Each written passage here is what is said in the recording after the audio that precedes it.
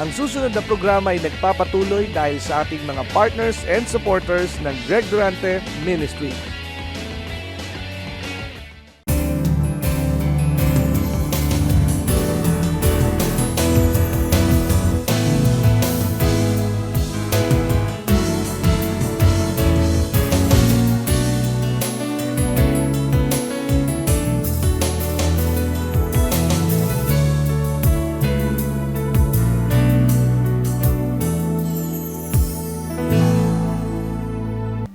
At isang araw, may isang misyonero na nagbigay ng isang kopya lang ng Biblia.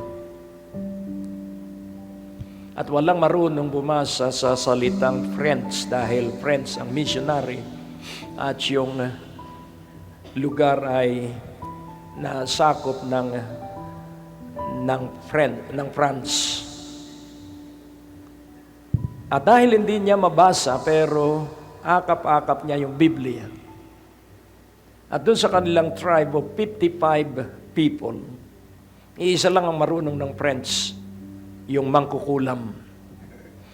This is a true story. At binasa niya yung Biblia at na-born again yung mangkukulam. I want to show you a mighty living testimony that if we will read the Bible every day, there will be changes and transformation within. At one time, may pumuntang atheist. At ang sabi, ba't nagbabasa ka ng Biblia? Hindi mo ba alam na yan ay sulat lang ng tao at wala yang halaga? At ang sabi ng native, mapalad ka at ako'y nagbabasa na ng Biblia. Kung hindi, pinutulan na kita ng ulo. That is the power of the Word of God. Amen po ba? And nais kong ipaunawa sa iyo, without Jesus and without the Word, you will go through life, perplexed, troubled, dahil ang daigdig po ay puro hiwaga. Marami pong mga bagay na hindi tayo alam. But by His Word, and but by the Holy Spirit, makikita mo po, mag-iiba ang iyong buhay. Love the Bible. Amen? Because grace will work through the Bible. O Diyos na dakila amang makapangyarihan, mangyari na ang simbahang ito ay daluyan ng iyong biyaya. At walang isang mang hindi mabasa ng iyong biyaya, sapagkat ito ay biyaya ng Diyos na iyong itinaguyod. Kaya ngayon pa lamang, let everyone feel the mighty power of Thy presence. The power of the Holy Spirit. Let your mighty presence, Father, overshadow us as Jesus and the Holy Spirit work inside us. Receive the honor, the praise, and the glory in Jesus Christ's name, and everyone shout Amen. Kaya tingnan mo ang iyong katabi at sabihin mo, ang ganda ng boses mo kanina. Amen. Hallelujah. That is an encouragement. Amen. So, kailangan po na tayo ay nagpapalakasan ng loob. Amen? At kung maaari ay magsanay ka na laging ngumingiti. Ano po? Sapagkat sa nakangiti, nakaka-encourage na po agad yun. Kapag nakasimangot, nakaka-discourage po. Dahil baka mag-isip ka pa na baka sa akin inis ito. Pero kung nakangiti, wala kang iisiping negatibo. Amen? So, ngumiti ka muna at iyong sanayin ang 6 muscles mo sa iyong pisngi. Amen? So, hindi po mauubos, hindi madideplete yung energy mo for the whole day dahil ikaw ay laging nakangiti. Amen? Talo ng masarap na pagkain, talo ng ngiti ang masarap na pagkain. Kahit ano ang sarap ng pagkain, kung tamil-mil kang kumakain, baliwala po yun. Amen? Pero kung ikay nakangiti, kahit bulang lang na gulay, ikaw ay mag-i-enjoy. Amen? Ang Diyos po ay napakabuti. Sabihin mo sa iyong katabi, napakabuti ng Diyos. Sabihin mo, buhay tayo dahil sa kanyang grasya. Amen? Pag walang grasya, disgrasya. Pero kapag may grasya, puro pagpapala ang mangyayari. Amen? So kayo ba'y marunong umibig? Kayo ba ay may first love? Naalaala nyo ba yung una ninyong pag-ibig na hindi ninyo napangasawa? So, ang Diyos po ay napakabuti. Kaya atin pong laging isasabuhay ang ating kaligayahan. Ipakikita po natin na tayo'y masayang tunay. Kaya ang mensahe po ngayon ay simpleng-simple lang, pero napakahalaga. Simple, ngunit napakahalaga. Simple yet very important. At ang titulo po ng ating mensahe, First love always bring fulfillment. First love always bring fulfillment. Remove love from your house and there will be quarrel. Hello? Remove love from any city or town or barangay and there will be wickedness all around. Sinfulness all around. So, love is the very knot that will bind. Ang pag-ibig po ay tali na magbubuklod at magbibigkis. At napakahalaga pong ating maunawaan kung ano po ang ibig sabihin ng first love. At pansinin po natin, first love always bring fulfillment. Hindi po natin dapat ibaling ang ating pag-ibig sa una nating pag-ibig. Kailangan pong tayo'y nakatuon lamang sa unang pag-ibig dahil kung hindi mo ito ginagawa, mawiwindang ang iyong buhay. I tell you, ang Diyos po ay sumasama lamang dun sa nagpapahalaga sa unang pag-ibig. Laging tatandaan po natin, God is love. God is kind. Pero God is also terrible. Ang Diyos po ay mabait, pero ang Diyos din po ay mabagsik. Meron po siyang ipinatutupad sa kanyang salita. Kaya ang kabagsikan ng Diyos ay para doon sa mga nagpapatuloy sa kasalanan. Pero ang kabutihan ng Diyos ay para doon sa nagsisisi at tumatalikod sa kasalanan. Hindi po tayo pwedeng magpatuloy na hindi matutuklasan ng ating kasalanan. Lilitaw po at lilitaw yan. At ang unang magpapahamak ay ang iyong gawi at pag-uugali at bibig. Hindi po galing sa ibang tao, kundi galing mismo sa bibig ng isang nagkasala. Kaya ang nasa kasalanan ay alipin ng kasalanan. Ang nasa katwiran, alipin ng katwiran. At kung ano at sino ang Panginoon ng isang tao, yun ang kanyang susundin at paglilingkuran. Kung kasalanan, kasalanan ang paglilingkuran. Kung katwiran, katwiran ang paglilingkuran. Yan napakahalaga po na ating maunawaan. Huwag nating sayangin ang ating buhay. Ulitin kong muli, huwag nating sayangin ang ating buhay. Napakaganda ng plano ng Diyos. God is a God of plan, purpose, objectivity, and design. Ang Diyos po ay Diyos na may balak. Ang Diyos po ay merong binalangkas design. Ano po? Ang Diyos po ay merong layunin kung bakit ikaw at ako'y nilikha at ang lahat ay kanyang nilikha. Tatlong bagay He created, He made, and He formed. Kanyang nilikha, kanyang ginawa, at kanyang inanyo. Kaya ikaw at ako ay kanyang nilikha, inanyo at kanyang ginawa for Himself. Tayo po ay para sa Kanya, hindi po para sa ating sarili, hindi po para sa kanino man. Tayo pong lahat ay para sa Kanya. At pag maunawaan mo ito at mabubuhay ka na ang lahat ng mithiin mo ay para sa Kanya, you are on the right pathway. Amen po ba? Kadalasan po, marami ang nabibigo sapagkat ang laging kanilang iniisip ay paano na siya, ano ang kanyang gagawin. Puro kaligayahang pangkatawan at pansarili. Ngunit nais ko pong ipaunawa, darating po ang daloy ng normal at natural na pag-ibig kapag inuna mo ang unang pag-ibig. Kung magpapatuloy tayo sa tama sa ating unang dapat nating ginagawa na tayo ay minamatyagan ng Diyos at tinitingnan kung ginagawa natin yung una. Kaya kapag tayo po ay nabubuhay sa pangunahin, sa Revelation 1:5, Revelation 1:5, o 2:5, Revelation 2:5,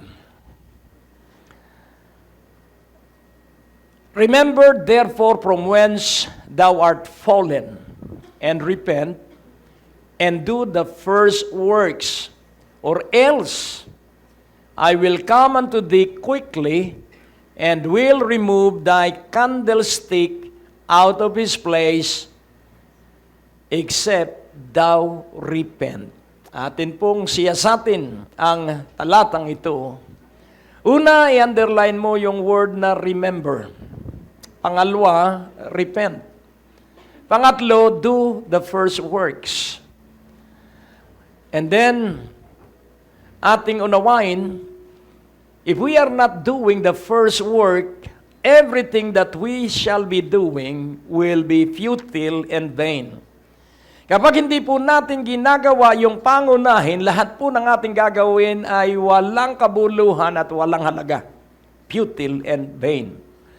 So, ang atin pong unawaing mabuti, yun pong candlestick ay tumutukoy po sa kandila na nagbibigay ng liwanag, at yun pong candlestick ay tumutukoy sa mga anghel. Amen po ba? O sa mga simbahan. At dito po kasi nakalagay ang 7 stars at candlestick, o 7 candles in a candlestick. So, ang star po ay tumutukoy sa anghel at ang candlestick ay tumutukoy sa mga simbahan. At kung titingnan po natin, dadalwa ang uri ng simbahan na kinalulugdan ng Diyos, at ito ay ang Smyrna at ang Philadelphia. Ang Smyrna ay suffering church at ang Philadelphia, obedient church. Sa suffering may pagsunod po, pero atin pong unawaing mabuti. Kapag tayo po'y sumusunod sa Diyos ng lubusan at ganap, kakaiba po ang ating pagpapala, bagamat kakaiba rin ang magiging ating mga tiisin. Pero mas matindi po ang taas ng uri ng pagpapala kaysa tiisin. So the blessing cannot be compared to the suffering that we might be passing through. Mas malaki po yung pagpapala kaysa ating tiising daraanan. Amen po ba? Kaya nga ating unawaing mabuti, ano yung dapat pagsisihan dito sa verse 5? Kung titingnan po natin sa verse 4, ito ang kasalanan nila. Nevertheless, I have somewhat against thee, because thou hast left thy first love. Ano po ang ibig sabihin ng thou hast left thy first love? Ibig sabihin sila ay dati ay nandun sa first love. Hello? At pansinin po natin, leaving a place and going to another place. So, thou hast left thy first love. Ibig sabihin, yung first love po ay parang isang lugar. Iniwan ninyo ang una ninyong pag-ibig at kayo'y pumunta sa kung ano-anong inyong iniibig. Kaya para po tama ang mga iibigin natin, kailangan tayo ay laging nasa unang pag-ibig. Hello? Kaya doon sa verse 5, you have left your first works. Hallelujah. So anumang bagay na hindi batay sa pag-ibig ay baliwala. Amen po ba?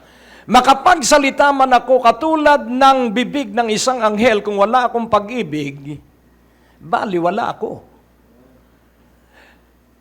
Makaunawa man ako ng lahat ng hiwaga, kung wala akong pag-ibig, wala akong mapapala. Magawa ko man ang lahat ng kabutihan, kung wala akong pag-ibig, wala akong gantimpala. So, ang katotohanan po ay ganito. Kailangan kaya ka gumagawa because you are in love with Jesus. Lahat ng ating gagawin, ang ating tinutukoy ay ang ating pag-ibig sa Panginoon, na kaya ako'y nabubuhay lamang ay para kay Jesus, at kaya ako'y gumagawa ay para kay Jesus. Dapat ganun ka rin. Yun po ang first love. Hindi tayo naghahanap buhay para sa ating pamilya, bagamat yun ang patutunguhan ng ating kikitain. Naghahanap buhay tayo because we love Jesus, because we desire that Jesus will work His work through us. Nakukuha niyo po? Kaya kapag ikaw ay nagpatuloy sa unang pag-ibig na ito ang hinahangad at gustong masamyo ng Panginoon, at para magawa mo ang unang pag-ibig, kaya makikita natin marami ang baka maiwan sa rapture day na Kristiyano. Huwag naman sana kayo. Dahil sila ay hindi nakakaunawa sa unang pag-ibig. Kailangan pong pahalagahan ang unang pag-ibig, sapagkat pag mali tayo sa una, magiging mali tayo sa mga gagawin natin. So let the first thing be right, and everything will be all right at the right time. Kaya nga po, umaga na ito, nung maunawaan ko itong mensaheng ito, kailangan po ang unang pag-ibig mo ay ang Panginoon. Kung hindi po, magkakalat ka pag hindi si Kristo ang una mong pag-ibig. So ano ang gagawin natin para magawa natin ang unang pag-ibig? Unang tanong, nagbabasa ka ba ng Biblia? Salamat sa 10 na nagbabasa ng Biblia. Hindi po katwiran na busy ka. Kung talagang iniibig mo ang Diyos, magbabasa ka ng Biblia. Dahil ang kinalulugdan ng Diyos ay yung mga nanginginig sa kasabikan sa salita ng Diyos. Kaya kung hindi mo binabasa ang Biblia, at mas gusto mo pang manood ng telenovela, sad for you. Dahil wala kang mahihita sa mga telenovela, kundi yung kanilang damdamin na puro iyakan, puro kaaliwaan, puro kalokohan. Walang may dudulot na buti yung mga maliit pang bata ako, ganun ang istorya ng mga telenovela. Hanggang ngayon, ganun pa rin. Salamat at ako ay hindi na nahihilig. Panapanahon lang yan, brother. Huwag kang maniniwala sa panapanahon, dahil kung ano ang lagi mong pinapanood, yun ang mapuporma sa iyong pagkatao. Hello? Laging tandaan po natin yung visual. Mas matindi po ang epekto nito kaysa hearing. Hindi makakatkat sa isip mo yung iyong nakita. Kaya napakahalaga po, please, return to the first love. And how shall return? By repentance. How shall you return? By repentance. Bakit po napakahalaga ng first love? Ito po, ipauunawa ko na sa inyo. Hindi po lahat ng maraming pera ay maligaya. Dahil sa ibabaw po ng daigdig, there are many mysteries. There are many secrets that we know nothing about. There are many perplexities. There are many paradoxes.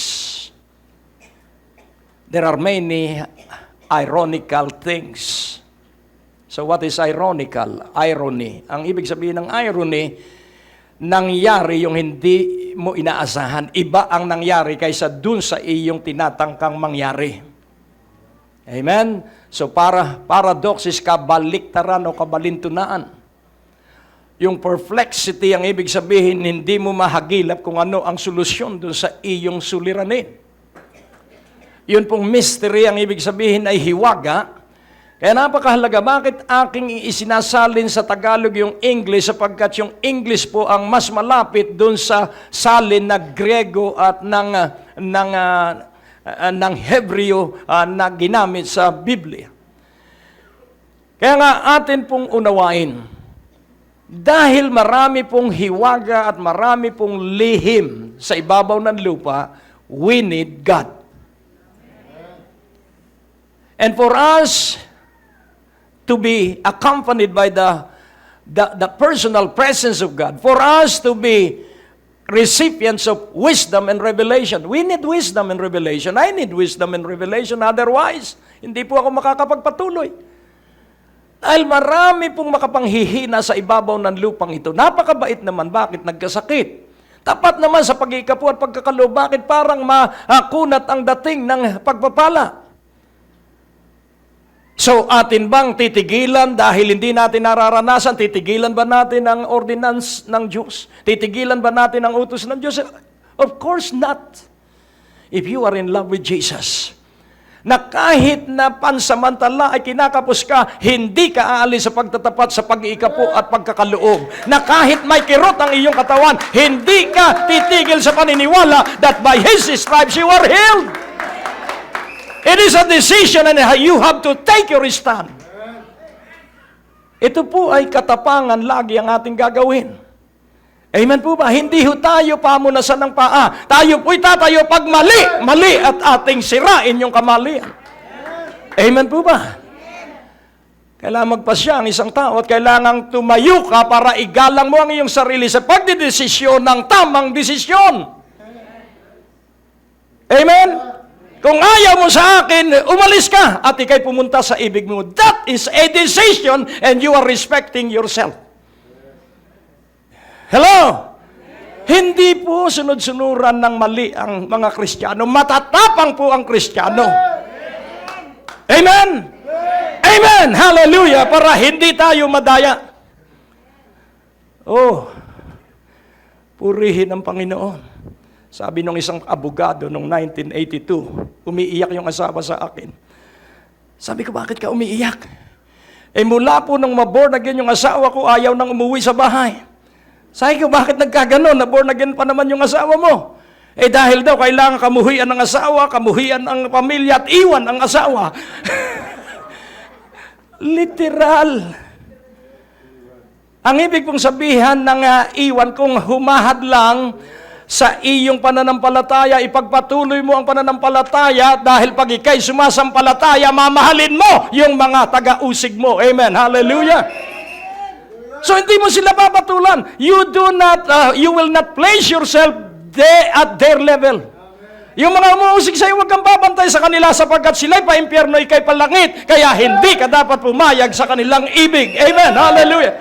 Kung gusto nilang pa-impyerno, sabihin mo, bahala ka. Kaya kung yan ang gusto mo, you have to take a major decision and stand on that decision with firmness. Amen po ba? Hindi ka nagkakasala sa Diyos because you are siding in the truth and you are in love. Remember this. Truth without love is tyrannical. Love without truth is hypocrisy. Kasalanan ng nakikita mong ginagawa sa iyo. Mapagpaimbabaw ka pag hindi mo tinuwid yung masamang ginagawa na kitang-kita mo sa loob ng iyong sambahayan. Love corrects. Love discipline. Love transform. Love change. Amen po ba? Kaya don't live your first love. Oh, kung matututo lang ang mga Kristiyano, matagal nang nabago ang mundo. Pero hindi eh. Dahil nga maraming tangang Kristiyano. Maraming mangmang na Kristiyano na hindi alam ang katotohanan. Hello?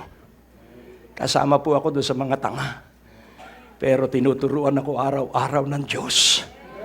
Dahil ibig ko na makasama doon sa piling niya. Because at the end of this life, it is either lake of fire or heaven.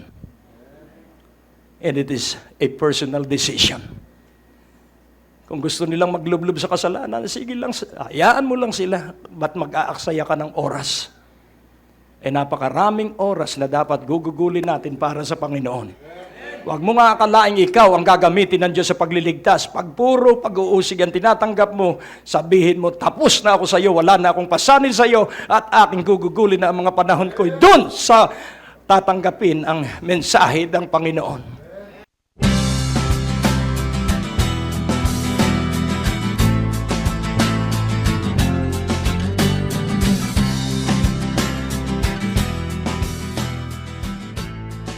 Heto na po ang progress ng ating construction project sa ating Prayer Mountain sa Barangay Kamaysa, Tayabas, Quezon. Maraming salamat po sa inyong panalangin at suporta. Sa ngayon, kailangan pa din po ang inyong tuloy-tuloy na suportang pinansyal. Maaari niyo pong ipadala ang inyong mga donasyon sa ating bank account na naka-flash sa inyong mga screen o bumisita sa ating website para sa impormasyon. Ang Diyos po ay tapat, dakila at napakabuti. Ang natapos na palatuntunan ay nagpapatuloy dahil sa inyong mga pinansyal na kaloob na ibinibigay sa Greg Durante Ministries. Tapos na naman po ang ating palatuntunan at nais po naming makarinig mula sa inyo. Maaari po kayo sumulat sa PO Box 4135 Manila o mag-text sa mga numero na nakikita nyo sa ating screen o tumawag sa mga telepono na inyo pong nakikita din sa ating mga screen at handa po kaming makarinig mula sa inyo ng patotoo ng pagpapalat, biyaya at tagumpay.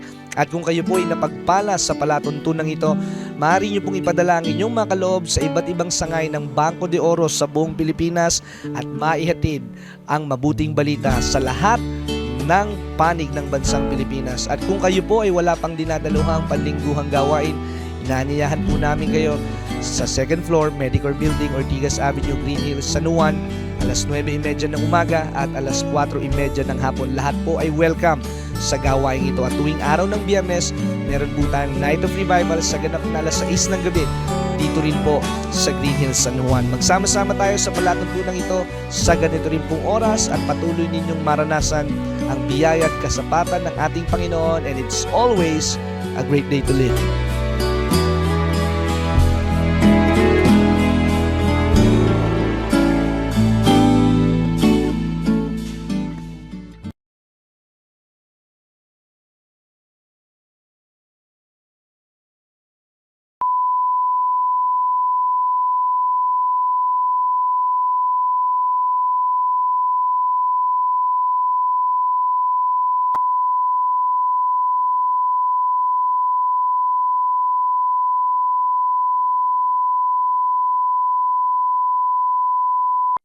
Ang susunod na programa ay nagpapatuloy dahil sa ating mga partners and supporters ng Greg Durante Ministry.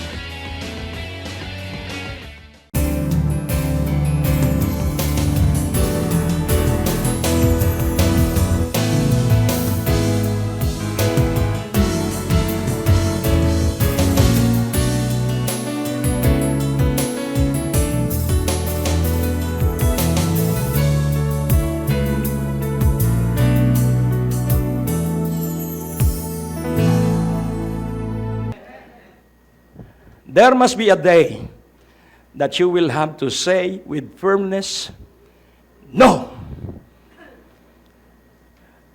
O, purihin ng Panginoon. So, we need wisdom and revelation. And how shall we receive daily the dose of wisdom and revelation? Paano natin tatanggapin ang wisdom and revelation? Remember this, pag wala kang pera, you need wisdom and revelation on how na malulutas mo yung kakapusan. Kahit ano po ang propesyon, kahit ano ang bukasyon, kahit ano ang hanap buhay. Yun po ang first love. Ang first love po ay pakikipag-ibigan. Ang unang attitude na itinuro ng Panginoon, blessed are the poor in spirit. Ang unang attitude na gusto ng Panginoong makita sa iyo at sa akin ay yung sa Kanya lamang tayo umaasa. Pinipilit akong pautangin ng credit card company. Sige po, ibababa ko na ang interes. At ang sabi ko, huwag mo akong pilitin sapagkat hindi ako uutang. Ngayon, kung ibibigay mo, tatanggapin ko. Pero kung utang din lamang at may interes, ang sabi ko sa kanya, hindi ko kailangan yan, period! Hindi na siya tumawag mula noon. Hello? Purihin ng Panginoon. Maliit lang naman yung inaalok niya. 251,000, 0.68% lang ang interest. Baka daw kailangan ko. Pero at that time, kailangan ko. Pero hindi po ako nahulog sa bitag. Hello? Hindi mo malulutas ang utang sa pangungutang. Malulutas ang utang Go back to your first love. Go back to your first love. Go back to your fellowship with God. Do not grieve the Holy Spirit. Do not quench the Holy Spirit. Huwag mong pighatiin ang banal na Espiritu. Huwag mong hadlangan ang banal na Espiritu dahil ang banal na Espiritu ang magsisiwalat sa iyo ng solusyon dun sa iyong suliranin. Amen? At paano nahahadlangan ng banal na Espiritu? Sa masama nating ugali, sa pagiging nating magagalitin, sa pagiging nating laging malakas ang boses na galit at pagsasalita ng masasama. Napipighati ang banal na Espiritu. At paano nahahadlangan ng Espiritu? Kapag hindi mo pinupuri ang Diyos sa iyong kabiguan. Kapag hindi mo pinasasalamatan ang Diyos sa iyong pagkalugi. Pasasalamatan ba natin ang Diyos sa tagumpay lamang? Ay kung sa kabiguan, hindi ba natin siya pasasalamatan? Pasasalamatan natin kahit sa kabiguan. At sa gayon, hindi nahahadlangan ng banal na Espiritu at naipakikita natin ang isang buhay na patutuo na nagtitiwala tayo na alam ng banal na Espiritu ang kanyang ginagawa at tayo magtatapos ay sa tagumpay. So go back to your first love. At ang unang napakahalagang po, kailangan kilala mo ang Ama. Kilala mo si Jesus. Kilala mo ang banal na Espiritu. God the Father is the sanctifier. Ang Ama ang nagpapabanal. God the Son is the preserver. Tayo ay iniingatan, tayo inaalagaan, and the Holy Spirit is the one guiding and leading us. So if you know these basic truths, the Father, the sanctifier, the Son, the preserver, the Spirit, the guide, the leader, and the teacher. So, ito po ang basic theology about the Father, the Son, the Holy Spirit. So, Jesus dwells in our spirit. The Holy Spirit dwells in our soul or mind. And the Father overshadow us. Kaya kung titingnan mo po, ikaw po ay nababalot ng presensya ng Ama at ikaw po ay pinalalakas ng anak sa iyong espiritu at pinatitibay ang iyong isipan ng espiritu. So Jesus strengthen your heart and the Holy Spirit will make everything clear if you ask Him for an answer. Ang Diyos po'y napakabuti. Kaya nga ang sabi ng Panginoon, I am the author and the finisher of faith. Why the author and finisher of faith? Because the moment that a person is saved and born again, his kind of life is only one kind of life, the faith life. The faith life. So from the moment we were born again, I was born again November 26, 1977, at the end of my life, ang buong buhay ko ay kailangang isagawa ko ay sa pananalig. So how shall we live by faith? Simple po. Kailangan mabuhay tayo sa pananalig because He is the author and the finisher. Ibig sabihin, ipinakita niya kung paano ang pamumuhay sa pananalig. Ikaw ba'y nabubuhay sa pananalig? Praise God. Ako'y naniniwala. Pero buo ba yung pamumuhay mo sa pananalig? Pag ikay may problema, ikaw ba'y nagmamadali papunta sa gawain ng Panginoon? Yung kaunti ng amen. So, unawain nating mabuti, kailangan the more we are facing adverse circumstances, dilemmas, and whatever problems you might encounter, kailangan lagi kang maaga sa gawain. Amen. Hallelujah. Hindi yung pag magsasara na. Tinitingnan ng Diyos kung ikay maalab, sapagkat sumasama siya sa mga maalab. Nakukuha niyo? Ay baka biglang magbukas ang pintuan ng langit at ikay mahuli. Kadalasan ang nawawala ng pagpapala, yung huling dumating. Hello? Tingnan mo ang iyong katabi. Sabihin mo, magbago ka na. So, purihin ng Panginoon. So, paano mo gagamitin ang faith? Paano ka mabubuhay? Because we live by faith, not by sight. We live by faith, not by senses.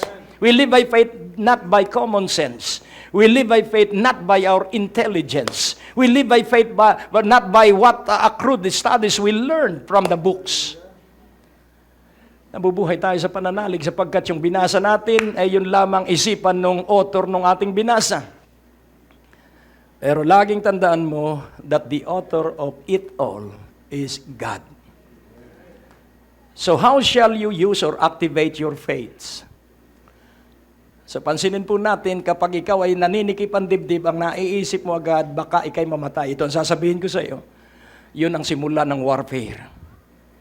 Iparinig mo sa Diyos na hindi ka takot mamatay. Sapagkat bakit mo katatakutan ng kamatayan? Eh yun yung pintuan sa piling ng Diyos. Nakukuha niyo po. Kaya pag nararamdaman mong para kang mamamatay, ganito ang sabihin mo, Panginoon, kung kaligayahan mong mamatay na ako, ay ikaw po ang bahala dahil ikaw naman ang masusunod. You are the author of life. Pero pwede po bang makiusap? Yan, dyan po papasok ang pakikipag-usap. Dahil ang sabi ng Panginoon, produce your reason and I will listen. If I found you righteous in your reasoning, then I will extend your life. Tingnan mo naman, halimbawang ang isa ay mamamatay na at nakiusap na pahabain ang kanyang buhay para magmadyong ulit. Hindi na pagbibigyan yun. Hello? Sapagkat hindi magandang halimbawa. Do not get me wrong, kailangan pong hindi baling sila na ang nasa sugalan, pero wag ikaw. Hindi na baling sila ang naglalasing, pero wag ikaw. Hindi na baling sila ang ng bababae o ng lalaki, wag lang ikaw. Amen po ba? Sapagkat ang mahalaga ay ang iyong desisyon. Nabubulok ang katawan ng nambababae. Ay napakaliwanag po, pag pumasok ang isang lalaki sa babae, siya'y lumulusong sa hukay. Kaya takot na takot ako pag may nanunukso sa akin. Dahil sa salita ng Diyos. Hello? Umiiyak ako pag ako ay tinutukso. Sapagkat kitang-kita ko ang libingan na pupuntahan ko kapag ako'y natukso. May salita kasi ako ng Diyos eh. Nakukuha niyo po?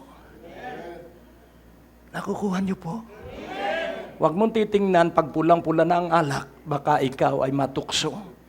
Huwag mong titingnan ang ganda ng babae o yung alindog ng babae, baka ikay mahulog sa hukay. Oh, ang Diyos po'y napakabuti. Ayokong mapapunta ang sino man sa atin sa dagat-dagatang apoy. Sino po rito ang gusto ang dagat-dagatang apoy? Taas ang kamay. Ba't ayaw nyo? Pero sino ang gustong mabuhay sa kasalanan? Ayaw din. Pero yung iba ay gusto sa kasalanan pero ayaw sa dagat-dagatang apoy. Hindi ho pwede ang nasa kasalanan ay papunta sa dagat-dagatang apoy kung hindi magsisisi. Kaya remember where thou hast fallen. Amen? Alalahanin mo kung saan ka nahulog. Sa kasalanan, saan ka nahulog. So faith is this. Kahit na ako ay babad sa kasalanan, ako ay meron pa ring damdamin na hindi magbaka sakali, kundi magbalik loob sa Diyos.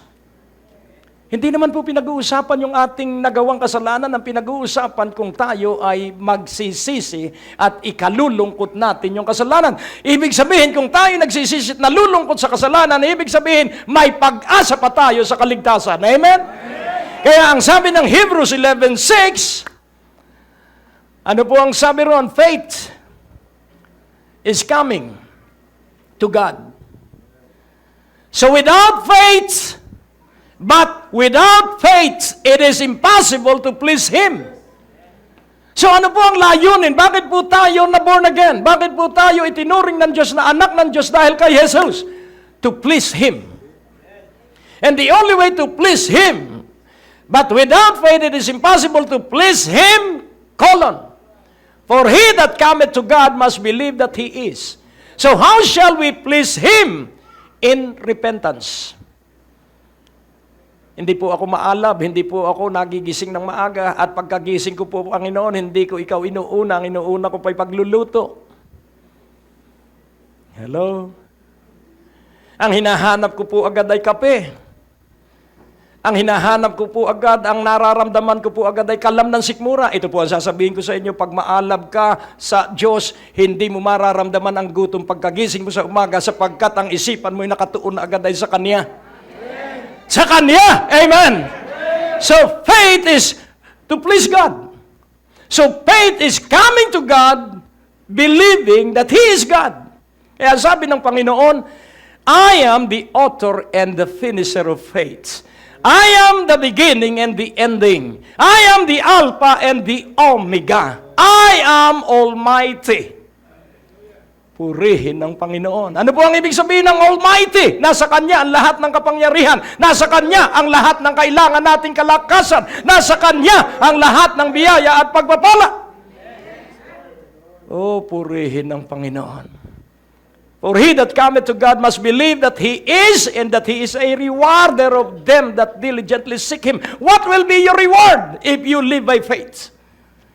If you lack money, your reward will be money. There is always, remember this, if you want to be blessed spiritually, you have to do an spiritual act. If you need a financial blessing, you have to do a financial act. If you need a physical blessing, you need to do a physical act. So if you need to be spiritually blessed, attend to the first love. Have fellowship with God the moment you awake in the morning. Nakukuha niyo po? What is the first love? Inuuna mo ang Diyos. Pagkagising sa umaga, hindi yung iyong bayaran ang iyong iniisip. Alam na ng Diyos kung paano ka bibigyan ng pambayad. Alam na ng Diyos kung paano pagagalingin ang iyong kasambahay. Do not worry. Trust Him all the way. Amen. Trust Him and depend on Him all the way. Oh, purihin ng Panginoon. At pag nagkaroon ka na naman ng karanasan ng himala, magtatapat ka na naman sa Diyos sa malaking pagsubok mo, sapagkat doon sa maliliit, ikay pinagpala ng Diyos. Sa malalaki, pagpapalain ka uli ng Diyos. Hanggang palaki ng palaki ng palaki ang iyong gantimpala. Believe that He is. Believe that He rewards those who diligently seek Him. Paniwalaan mo na yung maalab at maagang-maagay hinahanap siya, gagantimpalaan ng Diyos ng kagalingan sa takdang panahon. Amen. Hallelujah. Praise God. Hallelujah. Ang Diyos po ay napakabuti. So the first thing that we are going to do is to love God, because the greatest commandment is to love God with all our heart, with all our mind, with all our soul, with all our strength. Kaya reserve your best time. And the best time is the waking hour time. Dahil pag hindi ka nakipag-ibigan sa Panginoon, pagkagising mo sa umaga, sa tanghali, pagod ka na, kaya ikaw ay magsisiesta na ng alauna. At ikay mangangatwiran na, katulad ng katwiran ng pangkaraniwang taong hindi maalab sa Diyos. Mauunawaan naman ako ng Diyos. Hello? Huwag kang tatayo dun sa maling kaisipang yon. Mapanganib po yung mauunawaan ako ng Diyos. No, no, no, no! Kilalanin natin ang Diyos. Be still and know that He is God. And when you know God, hallelujah, God will reveal Himself to you. When you desire to seek God, God will reveal Himself to you. At ikukwento niya sa iyo kung saan kanya dadalhin. Amen po ba? Napakasarap pong kausap ng Diyos. So, ang Diyos po ay napakabuti, kaya hindi ako maaawat sa aking pakikipag-ibigan sa Kanya. Kaya nga ating unawaing mabuti. So how shall you do your first love? By fellowship, by prayer, by worship, and by His Word. Ulitin kong muli, kaya po ako ay malakas, malusog, pinagpala, dahil po ang pinagtitiwalaan ko ay yung mga hindi nagtatapos. Hanap buhay, magtatapos. kasikatan magtatapos. Pero tingnan natin ang mga hindi nagtatapos. At doon tayo mabuhay sa mga walang katapusan. Tingnan po natin ang Isaiah chapter 40 verse 8. At nais kong ipaunawa sa iyo, bubuhayin ka ng Diyos hanggat gusto mo. Tingnan mo ang iyong katabi, sabihin mo gusto mo maging 100 years old. The grass withereth, the flower fadeth, but the word of our God shall stand forever. The word of our God shall stand forever. So saan ka magtitiwala? Sa salita ng Diyos. Psalms 119:89. Ang salita po ng Diyos ay kailangan ng bawat isa sa atin. Forever, O Lord, Thy word. Forever, O Lord, Thy word is settled in heaven. So gaano katagal ang salita ng Diyos? Forever!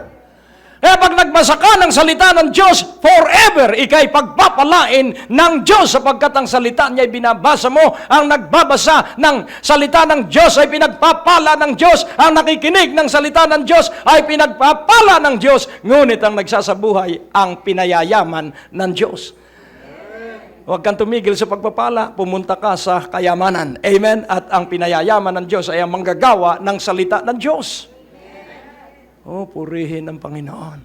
Sa 4:20 ng Proverbs, ano ang magiging epekto pag minahal mo ang salita ng Diyos? At ang sabi po dito, unawain mong mabuti ang kahalagahan ng salita ng Diyos. My son, attend to my words. Incline thine ear unto my sayings. Attend to my words. Ano po ang ibig sabihin ng attend? Pupunta ka sa kanyang salita sapagkat yung Biblia mo makaaring nasa sala o nasa kwarto mo. So, you will attend to the word. So, pupunta ka kung saan nandun ang iyong Biblia. At habang binabasa mo ang Biblia, nakikinig ka doon sa iyong binabasa. Incline thine ear unto my sayings. Ano po ang verse 21? Let them not depart from thine eyes, keep them in the midst of thine heart. So by meditation, by memorization, hindi po yun mawawaglit sa iyong isipan at laging makikita mo sa iyong imahinasyon ang salita ng Diyos. At ano mangyayari sa verse 22? For they are life unto those that find them and health to all their flesh. Ito'y buhay sa makasusumpong ng salita ng Diyos at ito'y kalusugan sa buo nilang katawan. Gusto mo lumusog? Magbasa ka ng Biblia araw-araw. Amen. Hallelujah. Praise God sa Matthew 24:35. Ang walang hanggan ay ang Diyos at ang kanyang salita. Heaven and earth shall pass away, but my word shall not pass away. May isang archaeological finding dahil ang mga hari nung una, mga paraon, pag sila'y namatay, ganito ang kaugalian ng hari nung unang panahon. Kasama nila ang buo nilang sambahayan, kung buhay pa. Kasama rin yung lahat ng katulong na ibabaon dun sa Pyramid of Egypt. At dun sa isang tomb na nahukay sa archaeological findings, meron silang nakitang buto na nakabalot at protektado. Pero yung butong yun, nung suriin nila, wala na sa ibabaw ng lupa nung klase ng butong yun.